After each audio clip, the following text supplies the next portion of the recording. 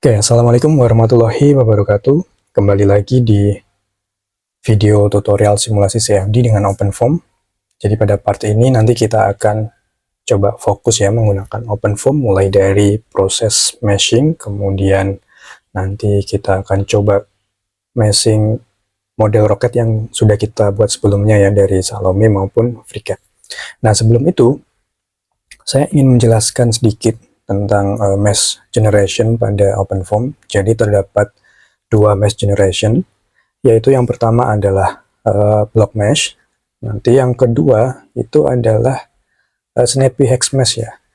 Jadi block mesh ini nanti di OpenFOAM kita gunakan untuk membuat mesh sederhana. Jadi biasanya digunakan untuk membuat sebuah domain fluida, di mana nanti kita jadikan itu sebagai mesh dasar. Dan setelah itu jika kita punya objek di dalamnya, misalkan saja adalah roket yang sudah kita buat tadi, kita akan lakukan meshing ini dengan menggunakan snappy hex. Nah, jadi snappy hex tidak akan bisa berjalan tanpa kita membuat block mesh terlebih dahulu. Nah, kita akan coba ini ya, membuat blok sederhana ini ya nanti menggunakan OpenFOAM. Oke, langsung saja teman-teman buka terminal OpenFOAM-nya. Di sini saya sudah membuka terminalnya.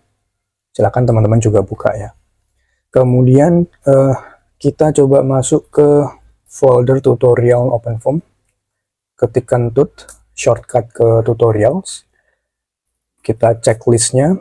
Di sini ada directory atau folder mesh. Nah, ini akan berisi banyak sekali studi kasus tentang meshing ya. Kita akan coba copy salah satu mesh di situ. Salah satu studi kasus mesh di dalam folder mesh. Oke, arahkan ke mesh. Ini saya harap teman-teman nggak lupa ya caranya menggunakan komen di terminal OpenFOAM. Nah, sekarang terminalnya aktif di mesh ya. Kemudian kita cek listnya. Di sini akan ada beberapa directory juga, mulai dari block mesh, create patch, kemudian snappy hex mesh, dan lain sebagainya. Kita arahkan terminalnya ke block mesh terlebih dahulu. Block mesh. Enter. Kita cek listnya. Nah, ini banyak sekali ya contoh kasusnya, misalkan pipa, ya, meshing pada pipa, meshing pada sebuah objek sphere atau bola, kemudian objek-objek yang lainnya. Nah, kita akan ambil salah satu case di sini ya, misalkan sphere ini ya. Ambil apapun, nanti kita coba cermati isinya seperti apa dan kita modifikasi. Oke, kita kembali ke display terlebih dahulu. Nah, di sini saya akan mencontohkan demo kali ini dan menyimpannya pada disk D ya. Saya akan membuat directory baru dengan nama misalkan training OpenFOAM. Silakan teman-teman dapat mengikuti ini ya.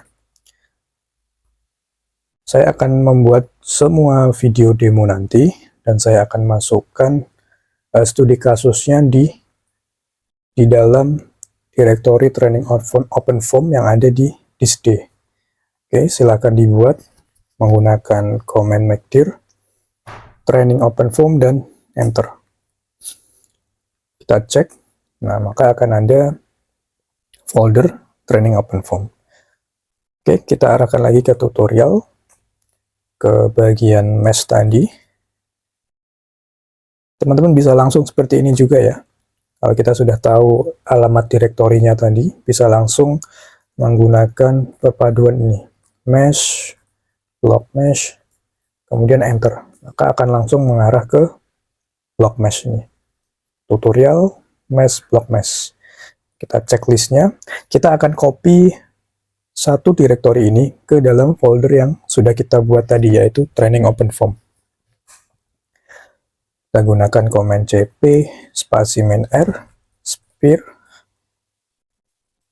sphere kita copy di disk D di folder training OpenFOAM. Kita enter. Oke, kita cek ya.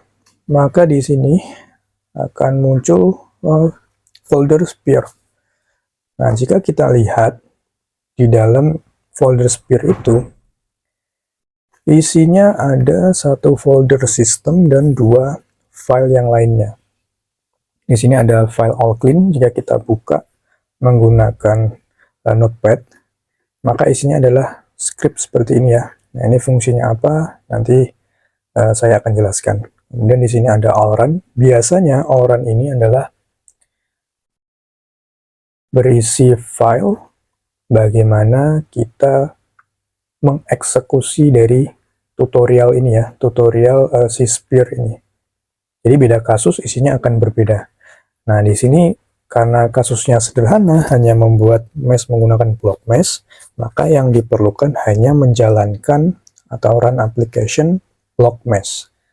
Jadi si all run tadi isinya adalah berupa urutan bagaimana kita menjalankan tutorial di sebuah folder.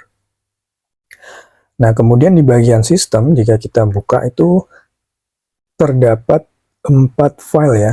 Ada block mesh dict, kemudian control dict, fvscheme, finite volume scheme, dan finite volume solution di sini. Nah, jika kita buka dengan Notepad, karena format ini adalah teks ya, format dari semua file ini adalah teks, kita akan coba buka di Notepad dan kita lihat isinya seperti apa. Oke, nah isinya adalah script seperti ini ya. Nah, jadi OpenFOAM itu berisi berbagai dictionary atau istilahnya library ya, dimana kita mengatur semua hal yang ingin kita lakukan itu dalam bentuk script ini. Nah, terus bagaimana kita memahaminya? Nah, sebetulnya kita tidak perlu benar-benar ini ya, memahami coding C++ atau bagaimana struktur coding di OpenFOAM. Yang penting kita tahu beberapa keywords yang harus kita modifikasi. Nah, untuk si file block mesh ini khusus digunakan untuk mengatur bagaimana kita membuat sebuah blok, ya, sebuah blok seperti ini. Nah, keyword apa yang perlu kita edit di sini? Nah, ini merupakan satu keywords ya, teman-teman. Scale, auto radius, geometry. Jadi di dalam geometry ini ada satu argumen yang berada di dalam kurung kurawal ini. Oke, kemudian vertices ini juga satu argumen. Ini adalah keywords juga. Blocks, kemudian edges, kemudian faces, boundary, ya, dan lain sebagainya ya. Nah, kita akan fokus pada beberapa keywords ini. Kita coba cek terlebih dahulu keywords yang tersedia di block mesh ya. Nah, ini. Jadi yang perlu kita edit nanti di bagian file block mesh itu adalah di keyword scale, vertices, kemudian edges, block, patches, dan merge patch pairs ya. Kita cek ya file kita ada nggak, isian itu ada nggak, kita cek dulu. Nah, ini ada ya, jadi ada scale. Nah, ini artinya adalah skala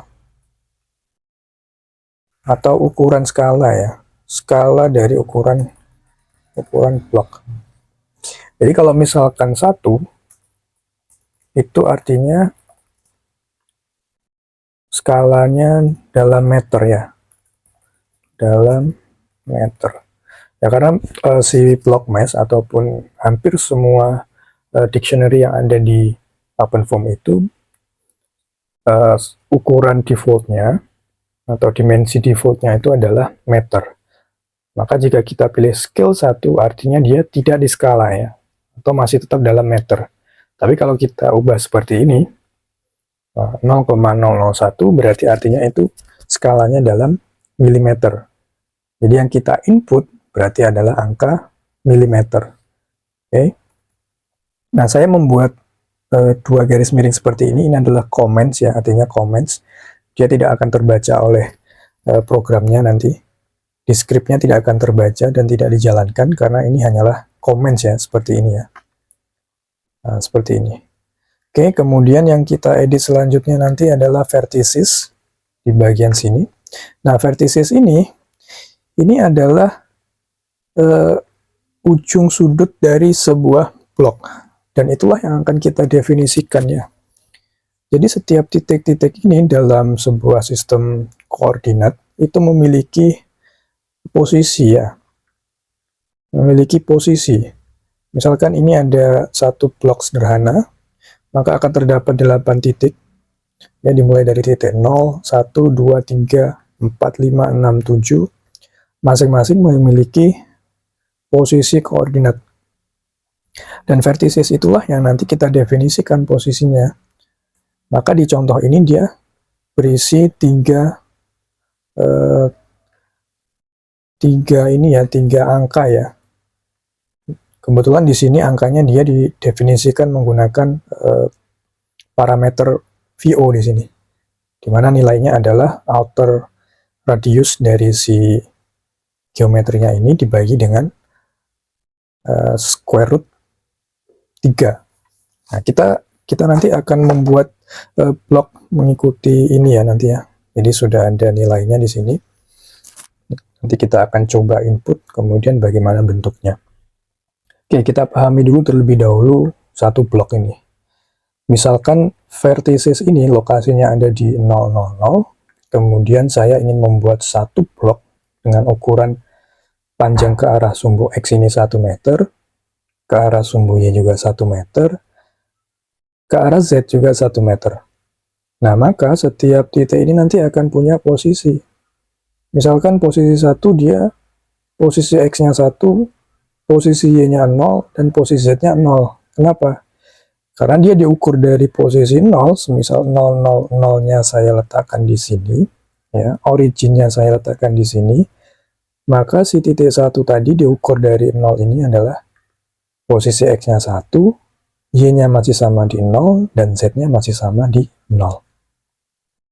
Kita ke titik 2. Ke titik 2, posisi X-nya ini juga sama, masih di 1, kalau terhadap ini ya, jika ukurannya ini 1 meter. Kemudian Y-nya dia bergeser dari 0 ke sini adalah 1 meter, karena ini 1 dan ini 1 meter. Dan posisi Z-nya adalah 0, karena dia berada di dasar. Nah, titik 0 ini sebetulnya posisinya terserah, bisa kita definisikan di sini, atau di sini. Nah, kebetulan untuk mempermudah, saya ingin meletakkannya di sini.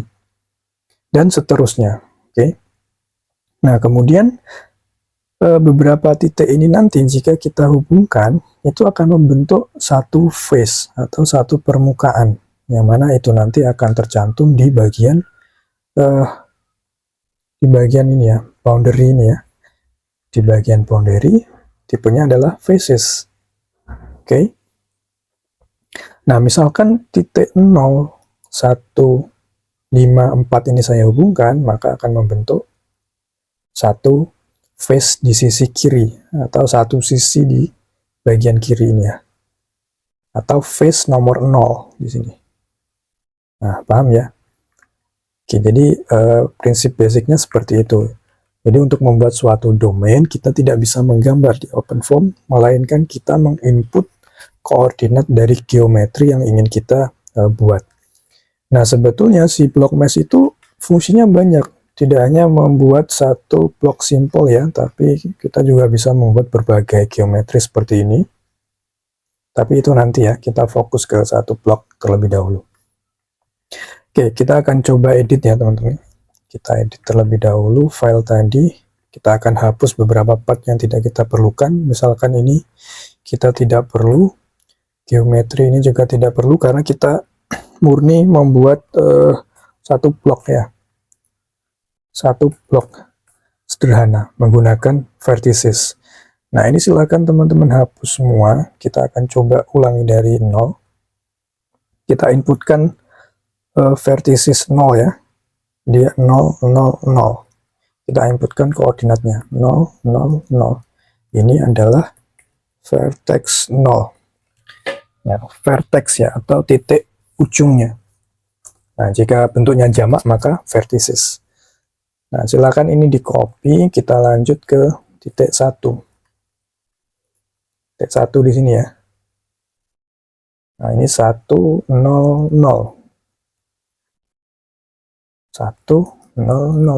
vertex 1.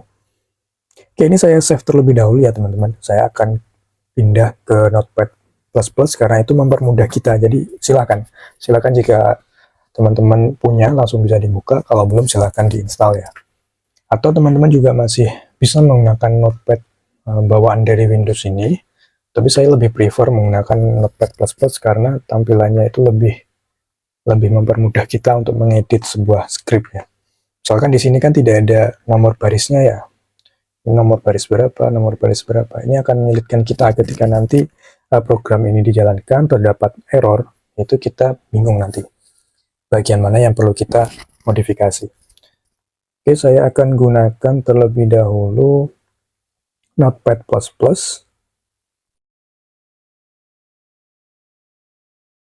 Oke, Notepad++.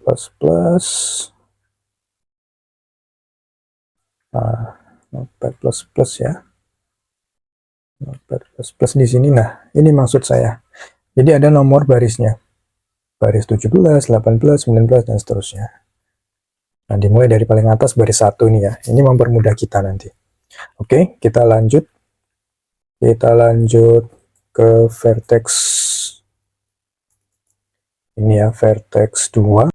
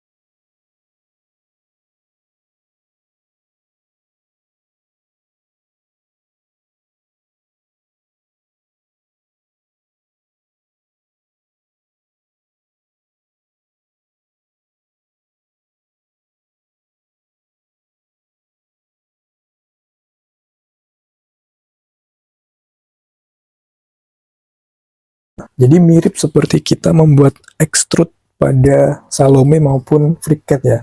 Kita membuat profilnya terlebih dahulu. Jika profil ini kita extrude ke arah Z, maka akan membentuk satu blok ya. Nah, itu sama juga seperti di sini. Kita hubungkan menggunakan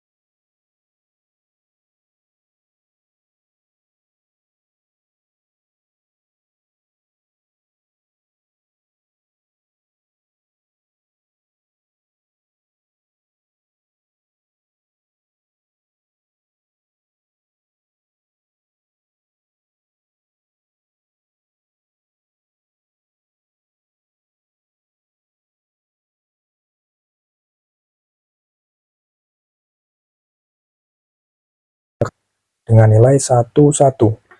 Ini keywords wajib ya sebetulnya, simple grading. Maksudnya bagaimana 1,1? Nah, kita akan jelaskan nanti ketika sudah jalankan block mesh-nya. Oke, kemudian bagian edges ini kita kosongkan. Kita belum menggunakan keywords ini ya. Bagian faces ini juga kita kosongkan. Kemudian di bagian boundary ini digunakan untuk mendefinisikan ke semua surface-nya atau face-nya, sisinya ya. Misalkan titik 0154 ketika kita hubungkan akan membentuk satu face. Nah, contohnya seperti ini tadi ya teman-teman. Seperti ini tadi. Dan ini menggunakan aturan tangan kanan. Jadi misalkan kita ingin membentuk face bagian depan ini, maka kita gunakan aturan tangan kanan, maka ini akan keluar. Jadi face-nya ini menghadap keluar semua ya. Jadi misalkan kita ambil salah satu contoh di sini, kita ingin membuat face ini, face nomor 1 ya, yang tampak depan ini, maka urutan titik yang kita hubungkan mengikuti arah putar dari keempat jari kita. Ketika kita keluarkan tangan kanan kita terhadap face nomor 1 ini ya, dengan aturan jempol tangan kanan ya, maka urutannya itu adalah 1, 2, 6, 5. Atau bisa juga 2651 atau 6512 atau 5126. Nah, jadi muter begini. Nah, ini nggak boleh dibalik, misalkan 1562. Nah, itu nanti akan error ya. Karena sisi ini ketika kita gunakan tangan kanan itu kan keluar ke depan kita. Dan arah putar titiknya mengikuti keempat jari ini. Maka harusnya 1265 ya. Nah, di sini sudah kami cantumkan di sini. Nah, kita tinggal membuat ini aja ya, mengikuti dari apa yang sudah tertulis di slide ini. Oke, kita buat misalkan kita buat seperti ini ya, misalkan di bagian front side. Ini nama ya, nama sisi yang ingin kita berikan, pastikan jangan ada spasi ya, gunakan kombinasi huruf kecil dan besar.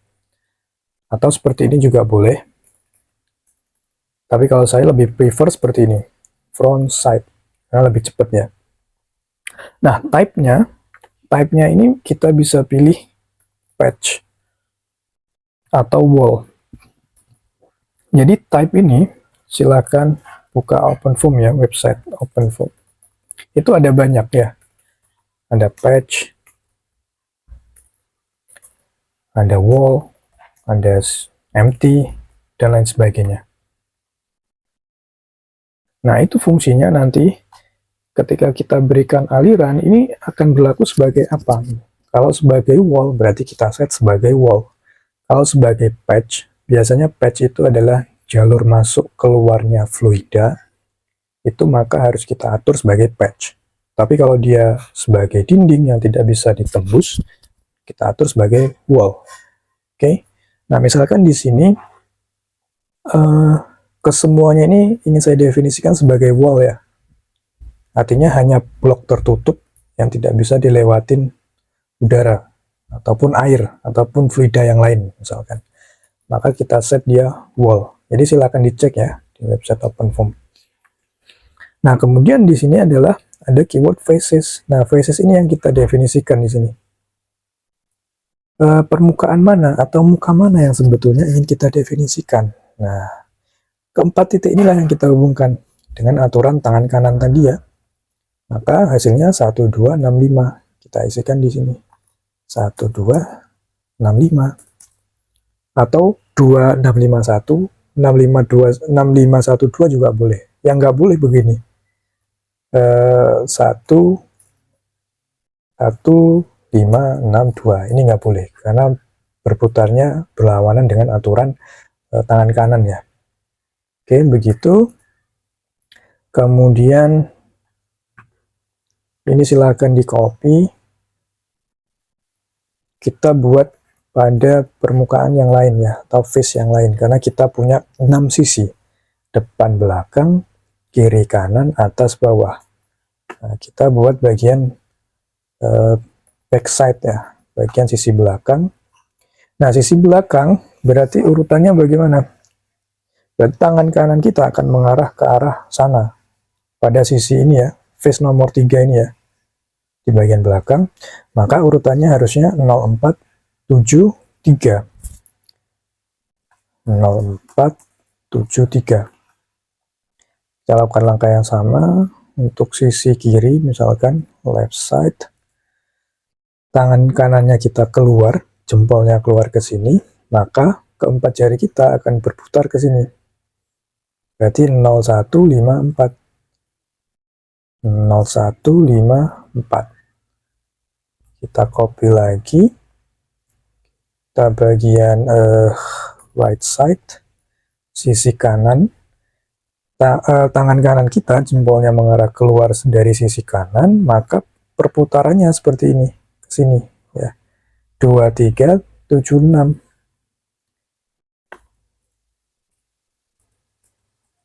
Oke, bisa diikuti ya teman-teman ya. Jadi cara kerja block mesh seperti itu.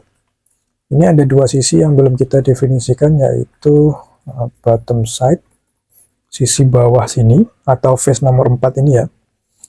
Tangan kanan kita, dia menghadap ke bawah, dan perputaran jari kita mestinya ke sini. Perputaran keempat jari kita, ketika jempolnya ke bawah ya. Maka urutannya bisa 1032 atau 0321. Nah, kita buat dulu seperti ini aja, 0321.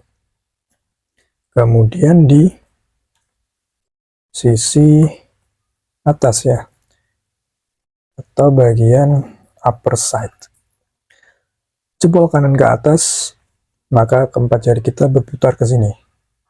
Oke, berputar ke sini. Kita menggunakan pointer yang lainnya, misalkan menggunakan pen. Berputarnya ke sini. Nah, oke ya. Oke. Bentar. Kita ganti lagi. Oke, berputarnya ke sini ya, ke atas ya. Nah, maka urutannya bisa 4, 5, 6, 7. Nah, upper side adalah 4, 5, 6, 7. Jangan lupa di save, kita cek ulang dari awal. Nah, maka sebetulnya si block mesh itu sederhana ya. Keywords yang kita edit itu hanyalah ini. Scale, kemudian vertices, bagian block, edges dan faces ini silakan dikosongi dulu, dan yang terpenting adalah bagian boundary ini. Ya, kita save. Kemudian kita kembali ke folder kita cek 3 folder yang lain ya. Kita buka control dict misalkan. Nah, control dict ini biasanya dipakai ketika kita sudah menjalankan simulasi ya. Jadi pada tahap meshing sebetulnya ini tidak terlalu digunakan, tapi wajib ada. Jadi ketika tiga file ini kita hapus di dalam folder sistem, maka block mesh-nya nanti akan komplain. Loh, kemana 3 file tadi kok kamu hapus? Seperti itu ya. Meskipun sebetulnya isinya tidak dijalankan, tapi keberadaannya itu wajib ada di folder sistem. Ketika kita mau melakukan meshing, mau melakukan simulasi, apapun itu, ketiga folder ini adalah wajib sifatnya ada, meskipun tidak dieksekusi. Oke, kita cek di sini. Ini aplikasinya block mesh. Kita bisa abaikan ini dulu ya sementara. Termasuk EV scheme di sini kita delete terlebih dahulu. Nah, isinya kosong kan ya. Nah, jadi tidak ada isinya. Tapi kalau sudah menjalankan simulasi, ini akan ada isinya nanti. Perlu kita isi nanti ya. Nah, ini kan kosong ya. Filenya kosong, sebetulnya tidak ada isinya apa-apa. Tapi wajib ada. Wajib ada file ini meskipun isinya kosong. Oke, kita kembali ke block mesh. Ini sudah selesai ya. Kita save terlebih dahulu. Nah, kemudian bagaimana cara menjalankannya? Cara menjalankannya, kita kembali ke this day di training open form ya, di mana kita menyimpan case study. bagian sphere ini ya. Kemudian sphere ini ingin saya rename ya, menggunakan MV dengan nama tutorial 1 block mesh. Begini ya teman-teman. Kita enter. Nah ini kenapa tidak bisa di rename? Karena masih ada file yang aktif ini tadi, yang kita edit di Notepad++. Kita tutup terlebih dahulu, baru kita rename lagi ya. MV sphere tutorial 1 block mesh. Enter. Nah ini masih belum bisa ya, kenapa ini? Mungkin masih ada file yang terbuka kah? Oke, kita tutup aja semuanya. Kita coba ulangi. Nah ini masih belum ya, belum bisa ya. Nah seperti itu biasanya karena kita masih aktif di dalam sini ya, di Windows Explorer-nya. Masih aktif membuka, jadi dia tidak bisa di rename. Kita keluar dulu di sini. Nah ini yang ingin kita rename menggunakan terminal, atau teman-teman bisa langsung rename di sini. Tapi saya akan coba mencontohkan melalui terminal ya. Sphere menjadi tutorial 1 block mesh. Enter. Nah ini berhasil ya. Karena tadi kita masih berada di dalam foldernya, makanya tidak bisa di rename. Maka sekarang dia akan menjadi tutorial 1 block mesh. Nah, kita akan menjalankan block mesh itu di folder case-nya ini. Jadi apapun itu ketika kita ingin menjalankan program OpenFOAM itu harus di dalam folder case-nya yang berisi ke semua filenya ini ya. Jadi bukan di folder sistemnya, bukan di folder yang lain, tapi di sini, di dalamnya sini aja. Di si tutorial 1 block mesh. Maka kita arahkan terlebih dahulu ke tutorial 1 block mesh, enter, kita bersihkan ya. Nah ini berada di dalam folder ini ya, folder case utama. Jadi kita bisa sebut ini sebagai folder case utama, yang isinya ada folder sistem dan beberapa file. Nah kita bisa menjalankan di folder ini, di dalam folder case kita. Oke, kita jalankan block mesh dengan cara ketikkan block mesh. Nah, jadi ini sesuai dengan namanya ya, misal tadi kan yang kita edit block mesh dict ya, maka silakan tinggal dihapus bagian dict-nya, itu akan merunning file block mesh dict tadi. Oke, kita enter. Nah, maka akan muncul log seperti ini ya. Nah, creating time bla bla bla, block mesh-nya jalan. Nah, terus berhasil membentuk sebuah face dengan nama sesuai yang kita input tadi. Kemudian terdapat info jumlah selnya, yaitu 8. Nah, ini artinya si block mesh tadi sudah berhasil kita jalankan ya. Ada keterangannya N di sini. Kemudian bagaimana kita mengecek hasilnya? Kita gunakan file dummy dengan format .form. Ingat ya, untuk membuat file touch dengan nama apapun itu. Ya, dengan nama apapun itu dalam format .form. Misalkan saya buat nama begini. Block mesh result .form. Jadi ini nama bebas, teman-teman bisa beri nama apapun, tapi yang di sini ini wajib .form. Enter. Nah, jika kita cek di sini akan muncul blockmesh.form ya, dan file inilah yang bisa kita baca di ParaView. Oke, kita coba buka ParaView. Kita buka ParaView-nya. Oke, teman-teman buka di folder D, training OpenFOAM, tutorial 1. Nah, file ini ya, .form. Teman-teman klik OK, akan muncul di sini. Kemudian di bagian sini, properti ini, klik Apply. Nah, akan muncul blok ini. Nah, teman-teman bisa gunakan ini ya, klik kiri tahan untuk memutar, kemudian zoom in, zoom out menggunakan scroll, kemudian tahan scroll untuk menggeser objeknya. Nah, inilah blok yang bisa kita buat ya, yang berhasil kita buat tadi melalui file block mesh. Nah, kemudian teman-teman bisa tampilkan mesh-nya di bagian sini. Pilih surface with edge. Nah, akan muncul mesh sederhana dengan jumlah ada 2 ke arah X, 2 ke arah Y, dan 2 ke arah Z. Ini sama dengan yang kita inputkan di file block mesh tadi ya. File block mesh dict. Kita coba buka lagi. Yang kita inputkan di sini. Ini adalah jumlah selnya ke masing-masing arah. Ke arah X2, ke arah Y2, ke arah Z juga 2. Maka totalnya ada 8. 8 kotak-kotak kecil ini yang disebut dengan sel. Sel atau Anda yang menyebutkan juga sebagai elemen ya. Kita sebutkan saja sebagai sel, karena itu lebih umum digunakan. Ada satu kotak kecil sel, dan inilah mesh sederhana. Kita kembali ke terminal, kita cek di sini tadi ada n cells. Di sini jumlah selnya ada 8. Oke ya. Nah, kemudian simple grading ini tadi dengan nilai 1, 1 itu artinya si si block mesh itu membagi satu kotak ini dengan ukuran yang sama rata ya.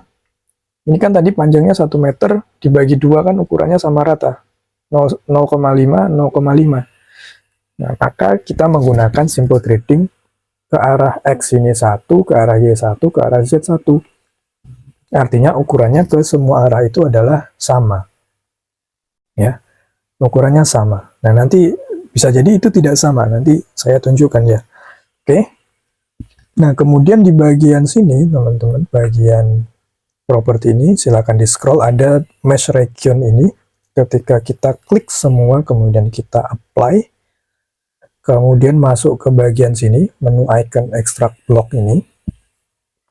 Coba kita pilih ya, kita pilih bagian misalkan bottom side ya, kita apply. Nah, ini adalah bagian bottom side. Ya, bagian bottom side. Jika kita cek bagian misalkan bagian left side, nah ini bagian left side, dan inilah adalah face-nya yang kita definisikan pada bagian ini tadi, bagian boundary ini ya, tipenya adalah wall. Nah, di sini kita bisa pilih juga sisi yang lain, misalkan ini, nah ini, dan misalkan ini. Nah, gitu ya. Nah, itu cara mendefinisikan sisi ataupun face di block mesh. Nah, bagaimana jika jumlahnya ini saya perkecil? Tidak hanya 2 sel ke arah X, Y, maupun Z. Misalkan kita buat 10 kali 10 kali 10 ya. Kita simpan, kemudian jalankan ulang block mesh-nya. Jadi ketika ada perubahan, itu kita jalankan ulang ya block mesh-nya. Block mesh. Maka sekarang jumlah selnya berubah menjadi 1000 ya, karena 10 kali 10 kali 10 sama dengan 1000. Kita kembali ke para view, klik bagian file.form tadi, kita reload di sini, di reload ya, ke file, di reload. Nah, maka jumlah selnya akan bertambah. Nah, bertambah seperti ini ya. 1, 2, 3, 4, 5, 6, 7, 8, 9, 10. Ada jumlah sel 10 ke arah X, ke arah Y juga 10, ke arah Z 10, maka totalnya adalah 1000 sel. Oke. Nah, kemudian bagaimana apa yang terjadi ya? Atau bagaimana jadinya jika simple grading ini kita ubah? Ya, misalkan kita ubah dia menjadi nilai misalkan saja kita ubah sebagai berikut ya, kita ikutin di sini. Misalkan 0,2, 0,21.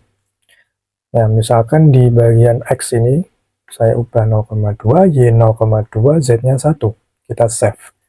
Kita jalankan ulang block mesh. Oke. Kemudian kita reload. Nah, maka akan berubah tampilannya ya. Ukurannya tidak lagi sama. Nah, ke arah X ini semakin mengecil. Dan ke arah si sumbu Y, nah di sumbu Y itu juga semakin mengecil ya. Semakin mengecil. Nah, ini kenapa bisa terjadi? Karena simple gradingnya kita ubah. Nah, ini maksudnya 0,2 ini, ya, si 0,2 itu artinya begini. Oh, si sel tadi jumlahnya masih tetap 10, tapi sepanjang sumbu X kita perkecil ya, nilainya 0,2. Nah, semakin kecil, semakin kecil, semakin kecil, semakin kecil, semakin kecil, semakin kecil, semakin kecil lagi. Jadi yang di sini diperkecil 0,2 atau 20% dari ukuran yang pertama ini. Oke, begitu ya. Dan ini apakah penting? Penting. Jadi ketika kita ingin mensimulasikan sebuah aliran, tanpa kita mengubah jumlah selnya, kita bisa membuat daerah-daerah tertentu yang ingin kita rapatkan selnya. Jadi misalkan di sini ini kita ingin perapat, tanpa menambah jumlah selnya, ya jumlah selnya kan masih tetap 1000 ya di sini. Karena kita tidak merubah apapun di bagian sini, hanya merubah simple gradingnya. Nah, maka kita bisa mendapatkan hasil yang seperti ini. Rapat di daerah tertentu. Dan ini bisa kita aplikasikan ketika kita mensimulasikan berbagai fenomena yang membutuhkan meshing yang seperti ini ya. Misalkan pada aliran pipa, di mana di dekat dinding pipa itu harus kita buat semakin rapat. Karena di situ ada gesekan antara dinding pipa dengan aliran yang perlu kita tangkap melalui mesh yang sangat rapat. Oke, begitu ya teman-teman. Itu dasar pertama kita melakukan meshing di OpenFOAM dengan menggunakan block mesh. Nanti di video berikutnya kita akan coba kembangkan block mesh ini untuk membuat mesh model roket yang kita buat di Salome dan FreeCAD. Oke, terima kasih banyak sudah menonton.